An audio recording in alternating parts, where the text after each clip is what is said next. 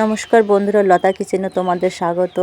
আজ আমি তিলের নাড়ু বানাবো এবং কিভাবে সহজে বানানো যায় সেই গোপন টিপসটা বলবো। অনেকে তিলের নাড়ু বানাতে খোসা ছাড়াতে ভয় পায় এবং অনেক সময় ধরে কিছু একটার উপর দিয়ে তিল দিয়ে ঘষে ঘষে খোসা ছাড়াতে হয়, অনেক কষ্ট হয় এবং অনেকেই বানানোর ঝামেলার জন্য তিলের নাড়ু খায় না বা বানায় না।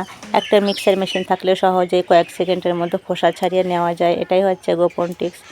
তাই আমি মিক্সিতে খোসা ছাড়িয়ে নিয়েছি। একদম সহজেই খোসা ছাড়ানোর পর কড়াই গরম করে শুকনো খোলায় তিলগুলো হালকা নেড়ে একটু ভেজে নেব। দেখবে সুন্দর একটা গন্ধ বেরোবে, তখনই বুঝবে ভাজা হয়ে গেছে।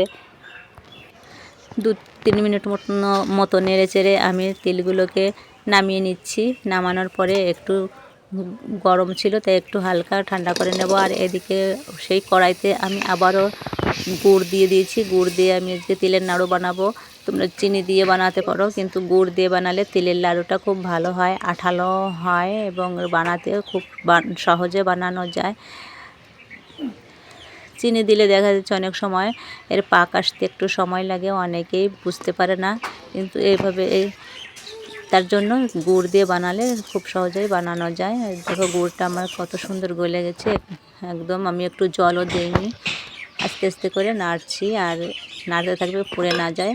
আর দেখো যখন কি করে বুঝবো যে গুড়টা কত সময় ধরে জাল দিতে হবে, গুড়টা একটা বাটিতে একটু গুড়ের থেকে একটু 2-3 ফোঁটা নিয়ে ফেলবে, দেখবে শক্ত হয়ে গেছে, একটু লজেন্সের মতন হয়ে গেছে, তখনই বুঝবে যে এটা হয়ে গেছে। তার ভিতরে একটু ঠান্ডা করে নেওয়া তিলগুলো দিয়ে দিতে হবে। তিলগুলো দিয়ে ভালো করে নেড়ে চেড়ে গুড়ের সাথে মিশিয়ে নিতে হবে, একদম যেন কোথাও খুন্তি দিয়ে ভালোভাবে আস্তে আস্তে করে নাড়তে হবে। আর উনুনের আঁচটা একটু কমিয়ে রাখতে হবে যেন পুড়ে না যায় এবং লেগে না যায়। আর যখন পাক আসবে তার আগে আমি একটু এলাচের গুঁড়ো দিয়ে দিচ্ছি। তোমরা এলাচের গুঁড়ো না দিলেও পারো, কিন্তু এলাচের গুঁড়ো দিলে সুন্দর একটা গন্ধ বেরোয়, খেতেও খুব ভালো লাগে, তাই আমি দিয়ে দিচ্ছি আর মিশিয়ে নিচ্ছি একটা খুন্তি দিয়ে। দেখো কত সুন্দর মিশে যাচ্ছে।